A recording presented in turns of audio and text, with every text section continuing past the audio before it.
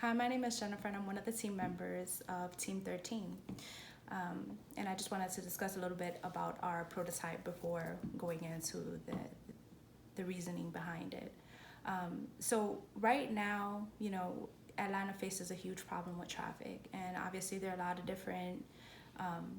of different aspects to it that are beyond our control. So what we wanted to do was come up with a way on how we could limit the distractions that are on the road that could essentially create a better driving environment for the driver to be less distracted, and in turn possibly reducing the amount of avoidable accidents. So today there are many different options to keep a driver and their phone pretty much streamlined, very well connected. Now, with that being said, one of the problems is that sometimes it's too much, right? Although you have hands-free options, and although you may have, mounts where you can place your phone and not necessarily have to, touch it, part of the problem is that you're still distracted. So, for example, one of the the programs is something like CarPlay, which is Apple Play. And although it's great because yes, you are in probably one of the most streamlined processes as far as from the driver to their phone with less less access in a sense as far as touching goes, but it doesn't necessarily stop you from being distracted. Essentially, it has a potential of creating an environment where you're more distracted. Um, you know, Give an example. If you're on the road and you're receiving text messages, you feel more inclined to read the text messages. And even though the system has a way of reading it to you, now, your brain is not just, you're not just focused on the road, right?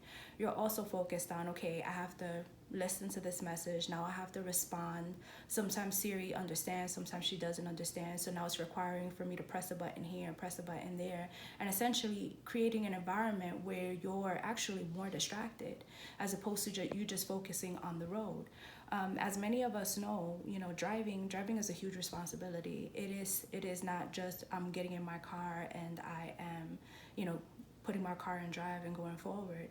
I mean, you have to take into consideration that something happens if your eyes are not on the road, if you're not paying attention, if you're not practicing defensive driving, you're it's all of the conditions are not always up in your control, right? There are situations where again you have to practice defensive driving, where you have to be paying attention to what other people are doing, to not just protect yourself but also protect the public. Now, again, if you're in a situation where you're not paying attention because you're focusing more on your phone, because you're distracted, then again, it defeats the purpose. What is the point of me having, again, a streamlined, more efficient process of how to gain access to my phone when essentially that shouldn't be the focus, right? As I'm driving, my focus should be on the road, getting me from point A to point B. So with our program, what it does is, obviously there's a sensor that's in the car that tells the car when there's a driver in the driver's seat, when there's someone sitting in the driver's seat. And this sensor, again, triggers the car's alarms, where the car now is beeping, and your first reaction is, okay, I'm missing my seatbelt. Let me go ahead and put the seatbelt on. So with our prototype, it's essentially using the same methodology, but it's also triggering you now to connect your phone to the Bluetooth technology that is readily available on your car. So instead of the sensors just going off, again for the seatbelt, now it's also triggering, for the cell phone connection. At that point, the alarms won't go off until you connect them. So it's either you're going to be, sitting in your car annoyed because these alarms are going off, or, the only way for you to stop it is for you to, connect the phone. Again, even once the phone is connected, at that point you would still have limited usage to your phone. Instead of you having, this free range access to the the phone screen and to all the different apps that you have on your phone. Now you're only limited to voice calls, which obviously for most of us, you know, we want to remain in contact with our loved ones and with others for emergency purposes. But do we really need access to all the apps that are on our phone, or even a majority of the apps that are on our phone?